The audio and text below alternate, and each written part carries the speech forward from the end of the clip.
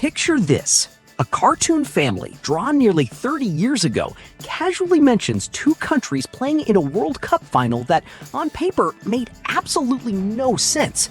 No build-up, no big reveal, just a quick joke buried in a random episode. Nobody noticed. Nobody cared. Until now. Because in 2026, those same two countries might actually meet in the real final of the real World Cup. And once you start pulling on that thread, this stops feeling funny fast. Because this isn't the first time this yellow family seemed to know something before the rest of us did. A president elected 16 years before it happened. A wrist device that makes calls years before anyone owned one. A football star wearing the wrong brand of boots on screen just months before he switched to that exact brand in real life. You're probably already trying to guess the two countries right now. Go ahead, stick with me though. Because the deeper we go into this, the less it sounds like coincidence, and the more it starts sounding like something nobody alive can fully explain. Hey, I'm Leo, and this is Footy Leo, the channel where we dig into the strange, hidden stories sitting behind the game you already love. And this one might be the strangest story we've ever told. So let's just say it. The two countries are Portugal and Mexico. A cartoon written in the 90s, casually pointing at a World Cup final almost 30 years before it could possibly happen. Strange enough on its own, but here's the part that makes people lose sleep. This isn't the first time this exact show seemed to be looking somewhere we couldn't. Back in the year 2000, an episode showed a man named Trump becoming president of the United States. 16 years later, it happened. Word for word, title for title.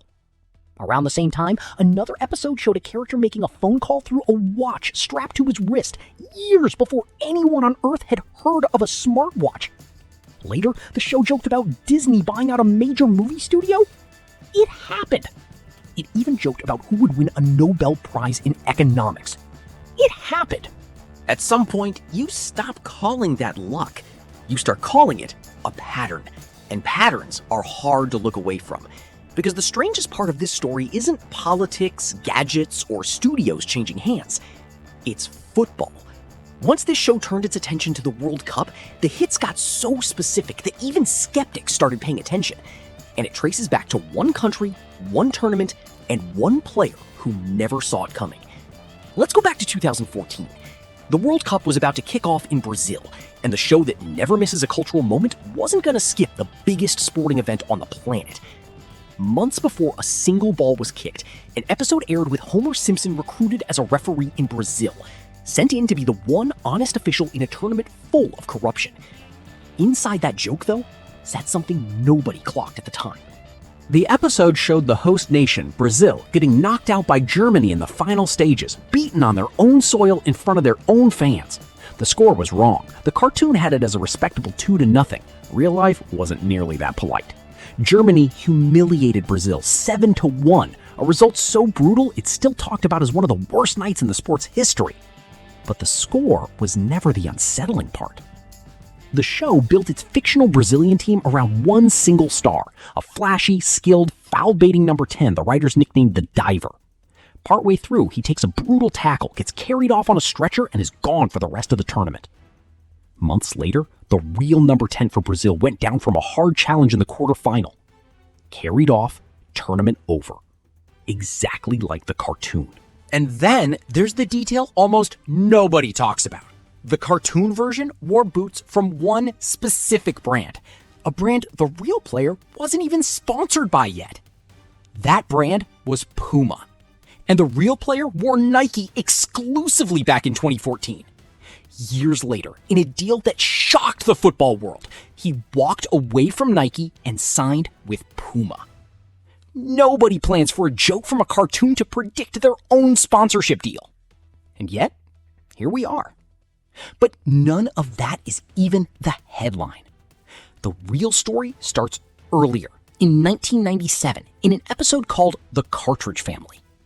The family is sitting around watching television when a commercial flashes across the screen, promoting the biggest match in the sport, a World Cup final.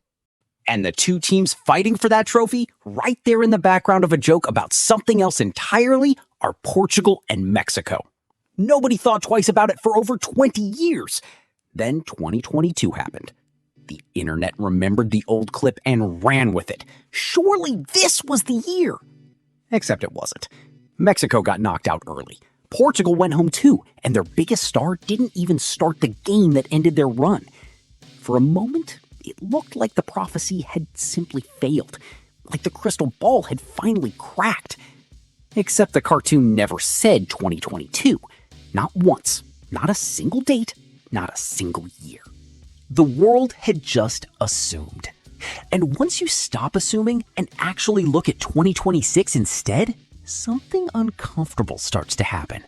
The pieces stop looking random, and they start looking like they were placed there on purpose, waiting almost 30 years for the rest of the world to catch up. So let's actually look at 2026 the way the cartoon never got the chance to. Start with the host. Mexico isn't just showing up this summer. They're playing at home. In football terms, that's closer to a superpower than an advantage. Estadio Azteca alone has swallowed bigger teams than this. Over 80,000 voices screaming in your ear. Thin air at altitude squeezing the breath out of visiting lungs. Decades of history pressing down on whoever walks onto that pitch. As co-hosts, Mexico also landed in one of the more forgiving groups in the draw. And the group stage is already underway. They opened with a win. Now, flip to the other side of this story. Portugal landed in a group that, on paper, looks just as kind. Their opponents are dangerous in their own right, but none of them carry the weight Portugal does walking in. And weight is exactly the word, because this tournament carries something heavier than form or rankings. It's Cristiano Ronaldo's 6th World Cup, and every signal points to it being his last. 41 years old, every individual record already in his pocket. Every trophy except one. Surround him with the deepest, most talented generation Portugal has produced in decades, and you stop talking about a good team. You start talking about a team built around a deadline. Two paths. One built on home soil and a manageable group. One built on talent, urgency, and a man chasing the only thing missing from his career. And that's exactly where this story gets uncomfortable again. Here's the detail that turned this from a fun coincidence into an actual obsession for football fans who like spreadsheets as much as they like football. The new knockout stage doesn't just throw teams into a random bracket. It's built in halves based on where each team finishes in its group. And if Mexico tops their group while Portugal finishes second in theirs, or the other way around, the bracket physically keeps them apart. Not in the round of 32, not in the round of 16, not in the quarterfinals, not in the semifinals. Run that math. And there's only one match on the entire calendar where these two nations could possibly cross paths. The final. The very last game of the tournament, played in front of the entire planet. Now just sit with what that actually means. Mexico, on home soil, finally slaying the ghosts of every painful exit their fans have lived through for generations. Cristiano Ronaldo, 41 years old, walking out for the last competitive match of his career. One win away from the only trophy that's ever said no to him. No screenwriter pitches that. Studios would call it too much, too neat, too perfectly cruel to whoever loses. And yet here we are, watching the pieces line up almost exactly like that, decades after a joke nobody was supposed to remember. But before we get there, there's one more piece of this puzzle nobody talks about. Quick pause. If you've stuck with me this far into the story, that actually means something to me. Hit subscribe and come back every single day for the rest of this tournament. We're chasing down every strange story football throws at us this summer, and there's a lot more where this came from. While I've got you, I want to know something. If this final really happens, who do you trust more? A host nation playing in front of 80,000 of their own fans, or a 41-year-old man who's built his entire career around refusing to accept almost? Drop your answer below. I read every single one. All right, back to it. Because there's one more piece of this story, and it might be the strangest one of all. In that 1997 episode, the one that started this whole theory, the match between Portugal and Mexico never actually produces a winner. No trophy gets lifted. No final whistle settles anything. Instead, the game spirals into total chaos. The crowd turns, chairs fly. The stadium itself basically falls apart before anyone can finish the match. For years, people assumed that part was just a throwaway joke about football fans losing their minds over nothing. A cheap punchline, nothing more. But after everything else that show has somehow gotten right, are you still so sure it's nothing? Maybe that's the real joke hiding inside this whole theory. Maybe the writers weren't trying to predict a scoreline at all. Maybe what they actually saw was simpler than that, and somehow bigger. A stadium full of strangers, willing to scream, cry, and tear the place apart over 11 men chasing a ball around grass. That part never needed predicting. That part has been true since the first whistle ever blew, and it'll still be true long after this World Cup is a memory.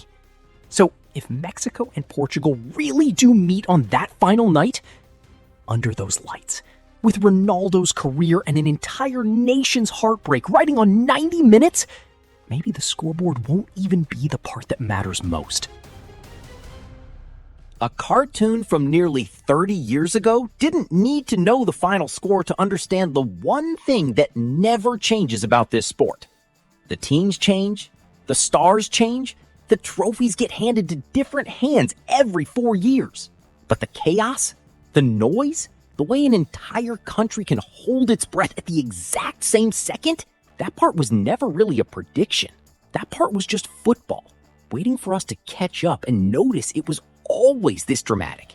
We're still the ones filling in the rest. If this is the first Footy Leo video you've watched, now you know exactly what we do here. We follow the threads nobody else bothers to pull. Subscribe and send this to 5 people who'd lose their minds over a theory like this one. Tell me honestly in the comments, coincidence or something stranger? And tell me what story you want pulled apart next. I'm already taking notes.